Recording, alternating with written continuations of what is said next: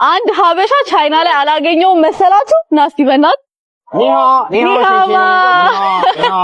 ከኢትዮጵያ ድረስ ባለፈው የሞከርኩትን የእንቁራሪት ስጋ ሊሞከር አዳዲስ ቻይና መጥቷል። ዋንጁነን ያለነው ጋይስ እሷ የሞከረችውን ምግብ ዛሬ እንሞክረዋለን። ቴስቱ ምን ይመስላል የሚለውን እስኪ አብረን እናያለን። እኔ አልበላሁትም እኮ ፌክ ነው። እኔም አልበላሁም። አትበላ? በቃ ኑ እንሂድ። እሺ እንፈልግ፣ እንቁራሪት እንፈልግ። I just want to say hi. Oh, okay. Yeah, thank you very much. ቻይኖች by the way እንትን ነው የሚያደርጉት። ሚስት ሲፈልጉ ለሽምግልና ቀን የሚወስዱት ምግብ ነው። ኢማጂን ምኑ የትኛው አሁን በላ እንቁራሪቱ yes ጥሎሽ ማለት ነው። ጥሎሽ ልጃቸው እንቁራሪት ይቀየራል። ሻውን ይደርሰናል። ሻውን ኑድልስ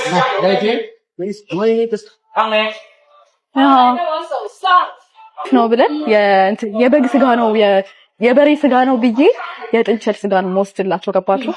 ስለዚህ አሁን አዘናት ነግረናታል። ስለዚህ ታመጣላች something። ስለዚህ በቃ እውነት ኃጢያት ከሚሆንብንም ማለት ነው አርፈን የበግ እንትን እንብላ፣ ጥብስ ስጋ የበሬ ስጋ እንብላ። አይ እንደዛ ነው። አይ ካልቸራችን ራሱ አይፈቅድም።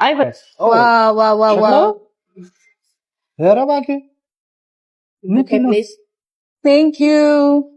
እሺ በዚህ መብላት ይችላል ይችላል ማለት ገምት። እቺ ማለች ወይኔ ምስኪን የኔ እናት አይጥ። ኧረ ስንት አይነት ልጅ አለ፣ ስንት አይነት። እቺ የአይጥ ስጋ ናት። የምርሽ ነው? yes ጨርቀም ነው ጋይዜ ሽዳ ለምን አንበለው እንብላው። አይጣን ሞክራት አልበላ ያመራል። ከዛ እቤት ስታቃጥለን የኖረች እኔማ አቃጥላታለሁ በልጬ። እኔ የቢፍ ነው ብዬ ሊጎርሰው ሲል አላስቻለኝም፣ ነገርኩት እና ይሄን ይመስላል። በቀጣይ ደግሞ ሌላ ነገር ስንሞክር አሳያለሁ።